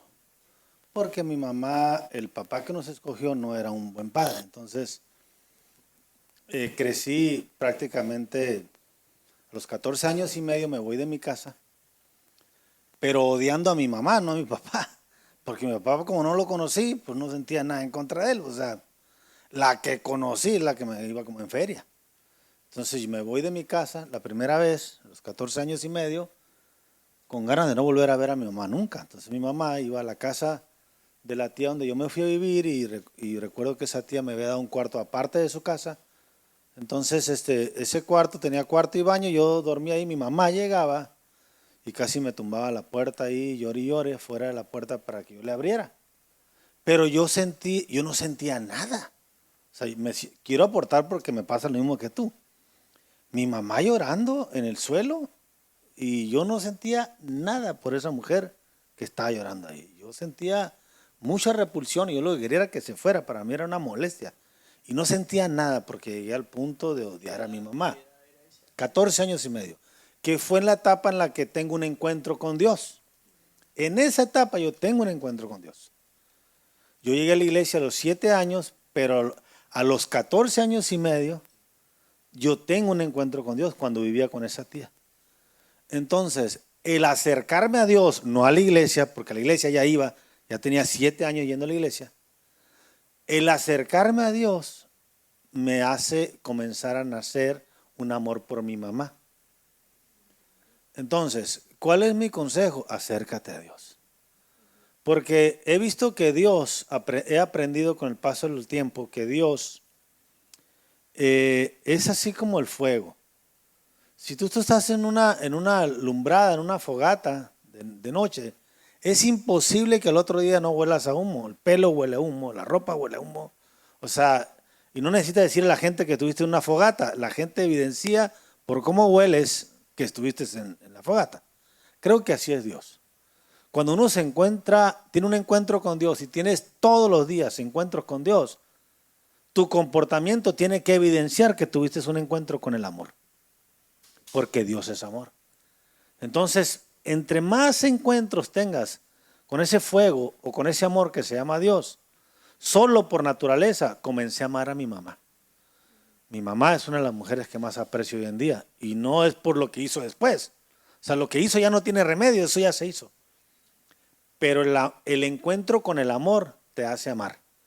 No puedes dar lo que no tienes, pero Dios es el que te llena de amor para con los demás. Y esa es mi experiencia y te lo comparto porque yo tampoco sentía nada por mis progenitores, hasta en tener un encuentro verdadero con Dios. Tanto estar con Dios hace que aprendas a amar. La conexión es el resultado de una sana relación. Entonces todo comienza primero por la relación y la relación es un mecanismo que de alguna manera hay que aplicar todos los valores, los conceptos sanos, ¿no? Una relación de cariño, una relación de respeto, una relación de apoyo mutuo. Y luego va a ir ocurriendo eso. Pero lo primero es estar dispuesta a lo que, bueno, mencionaste que estás dispuesta a perdonar, a subsanar, a pasar por alto lo que el hombre hizo para que puedas tener una relación sana, porque si no, no se puede producir la relación, porque cada vez que voy a entablar una relación con él, está viva la herida de lo que él hizo. Sí, ahí está el otro punto, ¿no? Que el equilibrio. Luego, ¿con qué medimos eso? Porque esa es una línea divisoria muy estrecha, muy difícil de nadie podemos opinar al respecto de que si quién es responsable o no. Eso es una cuestión que se mide a través de la conciencia, Dios. Entonces, ¿qué es lo que ocurre con ese tipo de cosas? Lo primero que tiene que prevalecer es el amor por mí mismo. O sea, me alejo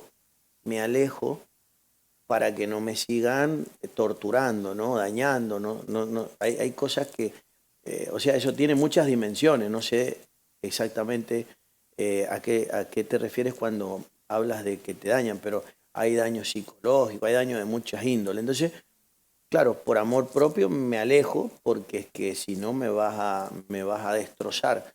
Pero bueno, ahí es donde también se produce luego los procedimientos de amor. O sea, me alejo,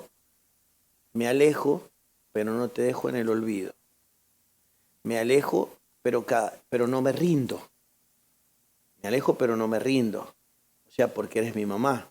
Cada determinada cantidad de tiempo me acorazo, vengo, me acerco, te dejo esto y me voy. O sea, te abrazo, te doy un beso o te digo lo que pueda y antes de que abras la boca me voy. O sea, es todo un procedimiento. Ahora, voy a explicar una cosa que creo que es importante. ¿Por qué Dios la metió a ella en esa encrucijada, a ti en la tuya, a él en la de él y a todos los que levantaron la mano en la que los metió? ¿Quién fue, el diablo o Dios? ¿Quién está en el control de la vida? Entonces fue Dios. Era algo absolutamente necesario para poder experimentar exitosamente el proceso de la vida con cada uno de nosotros.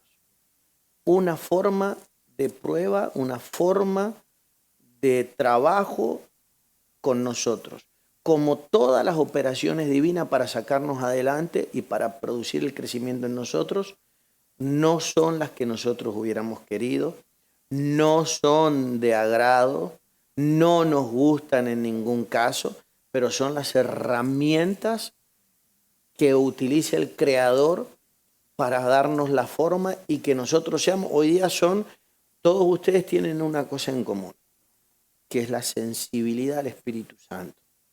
O sea, ustedes saben de que Dios existe y que tienen un llamado y que nacieron para cumplir una misión en Dios. Y uno dice, pero ¿y por qué esto? Porque desde la infancia, desde el vientre, Dios viene trabajando en que esto se pueda producir y que esto se pueda llevar adelante. Y con otros Dios ha trabajado de otra manera y ha utilizado otros mecanismos, pero en esto Dios le plació tocar esa tecla. Entonces, eso tiene que servirnos de consuelo. Nos tiene que servir de comprensión. Miren, está muy vinculado, muy ligado el amor a la revelación. O sea, revelación es igual a amor. Entonces, cuando yo tengo esos niveles de amor, tengo un nivel de comprensión. Por eso es que, por ejemplo, voy a explicarles algo. A mí no me pasó el caso, por ejemplo, de mis padres. Yo tengo padres que todavía, mis padres están vivos, están sumamente sanos y llevan 50 años juntos. Entonces, yo veo y entiendo de que el mecanismo que Dios utilizó no es el mecanismo que hubiésemos querido que se utilizara, pero Dios lo utilizó. pero ha sido absolutamente fundamental para llegar a donde llegamos. Ahora, ¿qué es lo que quiero decir al respecto de esto? ¿Qué tiene que ver la revelación con el amor? Que cuando nos ocurren este tipo de cosas en la vida que son muy difíciles de superar con el entendimiento natural, entonces yo tengo que entender por revelación. Primero, yo no soy mejor que mis padres. Eso es muy importante. Ellos son como yo y yo soy como ellos. Yo no soy mejor que ninguno de ustedes, ni ustedes mejor. Somos todos iguales. O sea que todos estamos propensos a. Ninguno estamos exentos de. Entonces eso me tiene que servir para yo tocar la tecla de la comprensión. Uno, cuando yo toco la tecla de la comprensión, yo entiendo que ellos no tienen por qué pedirme perdón. Porque no soy mejor que ellos. Cuando yo entiendo, por supuesto que para esto yo tendría que explicar por qué vinimos a la tierra, que somos culpables, que nacemos siendo culpables y que estamos experimentando un proceso. Porque si nosotros naciéramos siendo inocentes, la vida no tendría que tratarnos en ningún caso, pero la vida nos tiene que tratar porque nacemos siendo culpables. Entonces es importante entender todo esto, porque esto nos va a ayudar a nosotros a superarlo. Entonces son todos los mecanismos que nos ayudan a superar. Van a decir, ok, mis padres son seres humanos, tienen una debilidad, tienen una circunstancia, y lo mínimo que yo puedo hacer es entenderlo. Yo tengo alguna, yo también tengo. En algún área yo también la tengo. Hay algo en mí que también otros se tienen que tomar el trabajo de comprenderme y que lo van a tener que aguantar por amor, como yo he tenido que trabajar. Todos lo tenemos, todos. Entonces eso me pone en una posición, que de alguna manera entro en un estado de comprensión. Comprendo lo que me tocó pasar y cuando lo comprendo ya no tengo que hacer ningún esfuerzo para perdonar, ya está. Tenía que pasar de esa manera para que yo viera la vida como la veo hoy. Pero yo siento que ya perdoné a mi padre, que lo he perdonado a mi padre, Amén. pero siento una necesidad muy grande de tenerlo frente y he buscado la manera de tenerlo de frente y poderle pedir perdón. Bien. Porque yo hubo un momento en que yo le eché en cara y le reclamé del verme abandonado y nunca haber estado conmigo. Y yo siento la necesidad muy grande porque hay un temor en mí de que yo hice lo mismo con mi hijo, que es un joven el día de hoy, adolescente, 16 años, sirve aquí mismo en la iglesia. Estoy orgulloso de él, pero siento el temor de que algún día él me eche en cara a mí lo que yo le eché en cara a mi padre. Por eso siento esa necesidad muy grande de un día de apresurar ese momento de pedirle perdón a él de frente y tenerlo de frente y poderle pedir perdón, porque yo ya perdoné a mi padre el que me haya abandonado, pero siento mucho remordimiento el ver hecho eso, el verle reclamado eso. En un momento de coraje, y fue un momento en donde yo estuve perdido en drogas, en el alcohol, muy perdido, y fue un momento en que yo llegué a reclamarle y me siento muy arrepentido de corazón. Amén. Entonces, yo más bien, siendo sincero, es por eso que yo el día de hoy siento la necesidad y buscando el amor de Dios, por eso, porque hay un arrepentimiento sincero en mí y siento la necesidad esa y el temor. Tengo ese temor muy grande de que algún día mi hijo me eche en cara a mí y que sienta lo mismo que estoy sintiendo yo en un futuro, que él sienta lo mismo que yo estoy sintiendo. Tremendo. Bueno, es muy importante, nosotros cosechamos lo que sembramos. Es muy importante que tú con el tuyo seas transparente, directo, para que luego tu hijo sea así contigo. ¿Sí? No, pero hay que hacerlo. Escribir una carta, llamarlo, ir a buscarlo, abrazarlo, no sé dónde, cómo, geográficamente o espacialmente está ubicado, pero hay que ir a verlo. E incondicionalmente, porque es probable que uno vaya con toda y él ni te abrace. No sé, digo una exageración, pero tengo que ir sin expectativa, porque en realidad no lo estoy haciendo por él, lo estoy haciendo por mí. Un acto de compasión por mi propia vida. También es muy importante que, a manera de consejo, que no solamente busques al Padre, y busca al Hijo. Entonces, porque sabes en qué has fallado y ahorita que lo tienes, pues redime el tiempo. Redime el tiempo con una soda, con unos churritos, con un perdóname, vamos a la nieve, te llevo a la playa, vente, vamos a... Son maneras, porque esa es la relación. yo le dije, sí, unos churritos con chile hacen mucho más que un perdóname. O sea, dijimos ahorita que las palabras no son tan importantes como los hechos. Entonces, las acciones hacen mucho. Yo les comenté lo que yo sentía antes, ¿no? Pero cuando mi madre se volca, literalmente se vuelca sobre mis hijos, porque mi madre está volcada sobre mis hijos. Entonces, ¿cómo no amar a una mujer así? Pues lo que no hizo conmigo, lo hizo con mis hijos. Entonces, mi madre es incondicional para con mis hijos. Y ahí está la vieja que casi se muere, que no se muere, y nomás agarra fuerza, viene a ver qué hace con sus nietos. Entonces, por eso es que yo te aconsejo, a lo mejor no encuentras una buena respuesta con tu padre, Víctor, pero con tu hijo, comienza la práctica y no pierdas el tiempo, porque eso trae sanidad. Eso trae sanidad. Totalmente. Tremendo eso. Sí, la verdad que pienso que esta temática de esta noche es muy clave, sanadora y es liberadora de muchas cosas que pienso que son los vínculos más importantes de nuestra existencia, ¿no? Que son los vínculos inmediatos. A veces nos encontramos en un laberinto, en situaciones afectivas cercanas que uno no sabe cómo salir de ellas, que si no las sabemos manejar hacen tanto daño, ¿no? Porque son cercanas, familiares, algo tan sagrado como son nuestros padres o como son nuestros hijos, y no saberlo manejar, el sufrimiento que nos puede acarrear y luego lo que puede desencadenar a nivel inconsciente, porque luego uno va por la vida como desencontrándose con todo el bien, y uno dice, ¿pero por qué? Porque claro, hay un tema no resuelto.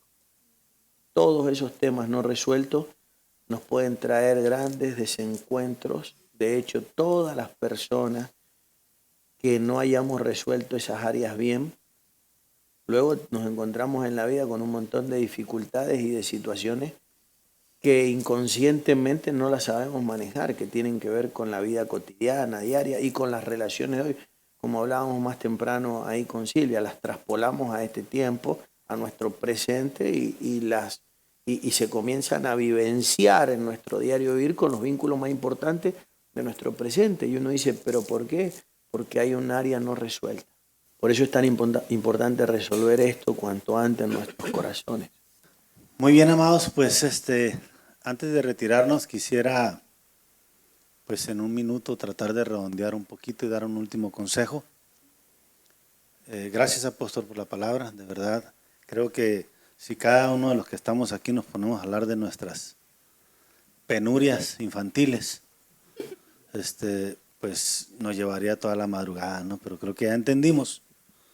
Y en el entendimiento que puedo llegar, les doy ese consejo: ámense a sí mismos.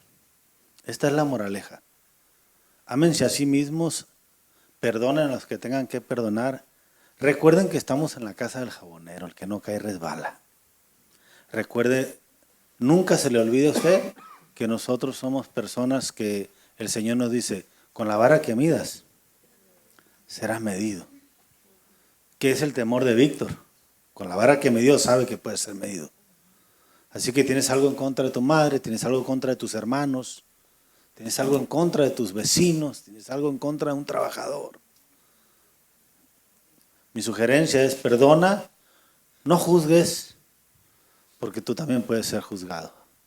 Entonces, amén. Bien dijo el apóstol, soportamos a otros, pero no se te olvide que alguien te soporta a ti también tus cositas. Nadie aquí está exento de hierros. Así es que, pues, amémonos perdonando y acorta la distancia. Acorta la distancia. O sea, estás peleado con tus hermanas, con tus hermanos, acorta la distancia. Víctor, te felicito. Estás peleado con tu padre, acorta la distancia, búscalo. Hazlo. Eso es lo que nosotros tenemos que hacer. Porque el Señor acortó su distancia para con nosotros. Él tomó la iniciativa.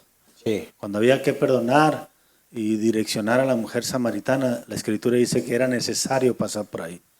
y Dios hizo la ocasión para con esa mujer. Yo creo que Dios hizo la ocasión para contigo. Él acortó la distancia para que nosotros pudiéramos estar con Él. No seamos nosotros los que tomamos en poco ese primer paso de Dios, porque en el odio, en el deseo de venganza, en el deseo de que a la otra gente le vaya mal, siempre nos vamos a distanciar de Dios. Entonces, busquemos estar cerca de Dios, perdonando, amándonos y amando a los demás.